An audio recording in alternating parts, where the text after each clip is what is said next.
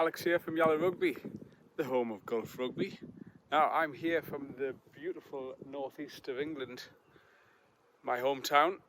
So I've got cows and sheep instead of camels. This week though I spoke to Simon Lewis and Matt Bourne from the Rugby Club Consortium about the Phase 2 return to play that was released this week by the Rugby Federation.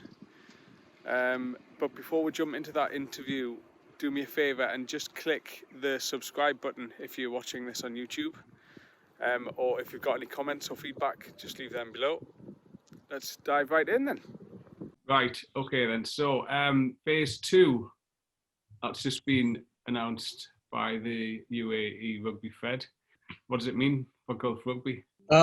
Well, I mean, interestingly enough, whilst it's Phase 2 in Dubai, it's not Phase 2 necessarily in other parts of the GCC, because it's very dependent upon, obviously, the governance of the health authorities. You know, right now, for example, in Dubai, we can have, as we will on Friday, children as young as under 4 and 5 going and playing in a rugby in a large group with, you know, the standard ratios of 1 coach to 10 players, or 1 to 7, I think, is a mini and youth. But in Abu Dhabi, the clubs in the Abu Dhabi Emirates can't do that.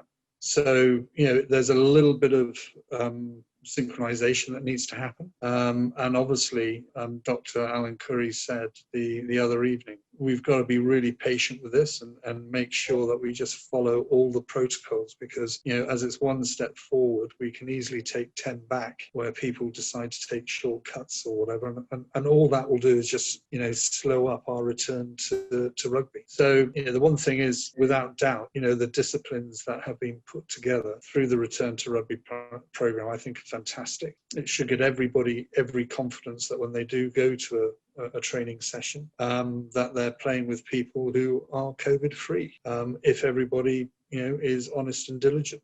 So I think it's a great move, and without doubt it's provided clarity to those people that were sort of umming and ahhing, do I sign up, don't I? Yeah, look, we're going, and to be honest, in September we never play any matches anyway.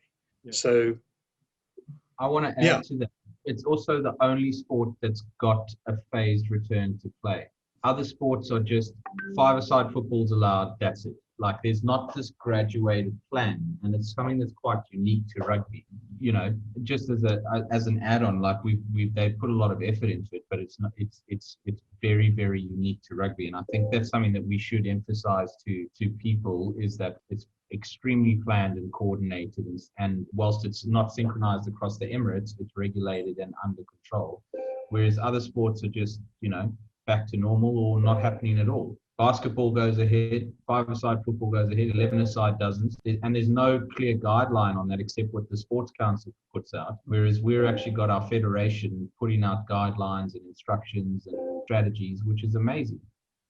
Have you guys had much input into those guidelines, or have they sort of the Federation kept you at all? No, I mean, it's been put together with people with the right and skill set knowledge, Alex. So it's been put together by the Medcom, which, you know, you may or may not be aware. You know, I certainly was instrumental in championing that setup last year.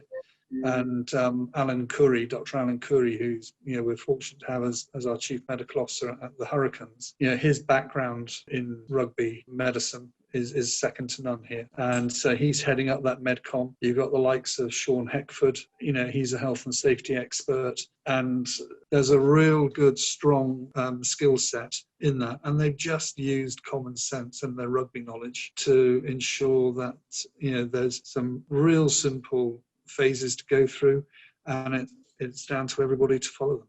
What measures have the actual rugby clubs put in place to keep the players and the staff safe during the training sessions that are going to be happening? Every club has to follow, so that they've got within their club, they've got an overall COVID manager, and, you know, that individual will collate the stats and feedbacks from the various squads that are training. Each squad then has a COVID manager, and there are set criteria that they have to follow. So every player coming to training training. So training tonight, all the players would have completed their self-assessment this morning and uploaded it, saying no temperature, no coughs, no whatevers. And that's on a database. And then the squad COVID manager is running a register and will tick those people off that come in on that training session. So if later on tonight or tomorrow somebody starts to show the symptoms, we know exactly who that person's been in contact with. Yeah. And then we can notify everybody to say, right guys, self-isolate straight away, 14 days. Done. I went up to see the Hurricanes on the first session that they had up at the Sevens, just to see what it was like. Whoever is manufacturing sanitizers, they are making a bomb at the moment. Because I've never seen so much sanitizer on the side of a field. And the balls are sanitized every 15 minutes. The kit and the guys are sanitizing consistently. So there's a lot of discipline out there. That is in line with the game itself, as we all know. Matt, have you had to get new people involved in the club to help out with the sanitisation? Not really. Because of the academy setup, we have those procedures in place to deal with the academy side already. So our academy coaches, when it comes time to do the men's, just slot straight into those roles, and it just takes over. We've got balls that we use, and we sanitize them all at night, and then we bring out a new ball every time. We don't sanitize on the side of the field just to try and make it a bit more efficient, but it's all the same type of stuff, and it's good. The thing that I like is that we've got the basic principles that are COVID protecting while still getting people to play and exercise. Even though it's hot, people are still keen. When we were limited on the numbers, the original Sports Council ruling was 4 players to 1 coach. That's what we were doing. Then we were 6 players to 1 coach, and then now it's 10 to 1 coach.